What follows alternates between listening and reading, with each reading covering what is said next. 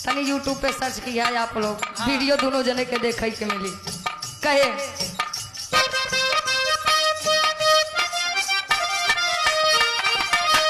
बीता बल पनवा तया गए जवान, बीता बल पनवा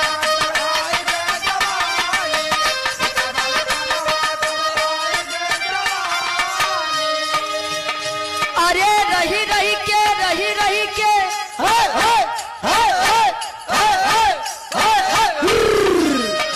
अरे रही के सजिया पे आवंगड़ाई, दुल्हा हो तो है कैसे मनाई, दुल्हा हो तो है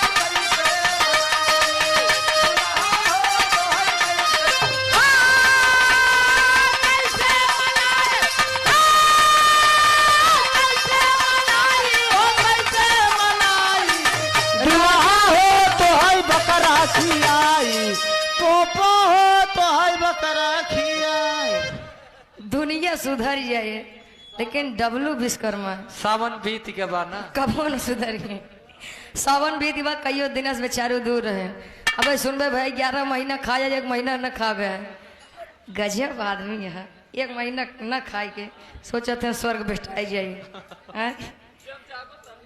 अरे हाँ 1 महीना सवेरा बाकी 11 महीना अंधियार रहा था।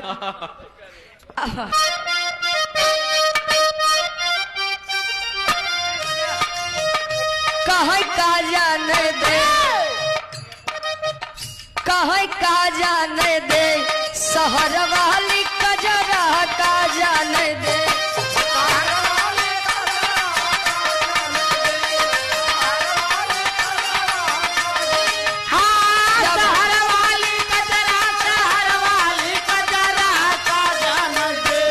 शहर वाली कजरा का जाने दे।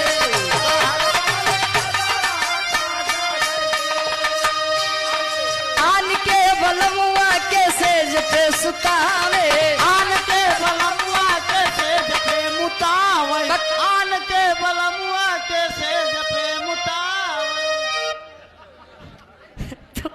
तू सुधरबे कि न सुधरबे एक बताओ। बंद कर दी नहीं सेज पे सुतावे, वाह आन के बोला मतलब अपन लड़किया, वाह लड़किया जब होते तो महतारी होकर बड़ा केयर करत, बड़ा सेवा करत है। यार भाई नाम करे तो पेशाब नहीं करते। हाँ तो लेकिन सुतावे हम कहते अरे हैं। तो हो ये सुतावे मुतावे कहे वही लड़किया जब बड़ा होता है दूसरे से शादी होता है, हाँ। वही बनत है दूसरे के बल्लम बल्लम नहीं बलम, ढेर गाना भूत में सवार हो। आन के बलमुआ के सेज पे सुतावे,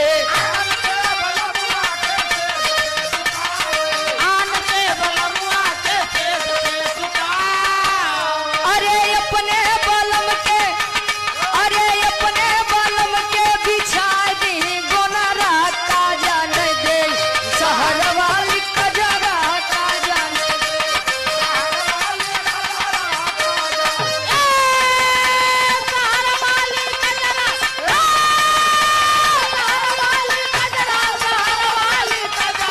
का जाने दे, शहर वाली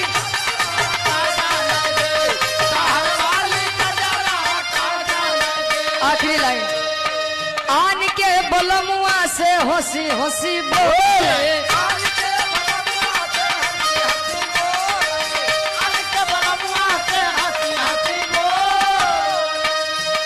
अरे अपने बलम के,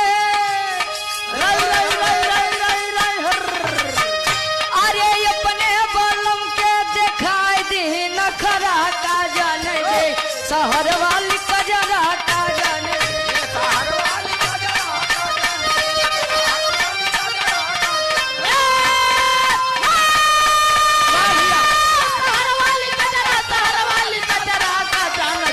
शहर वाली कजरा का जानते, शहर वाली कजरा का जानते, शहर वाली कजरा का जानते।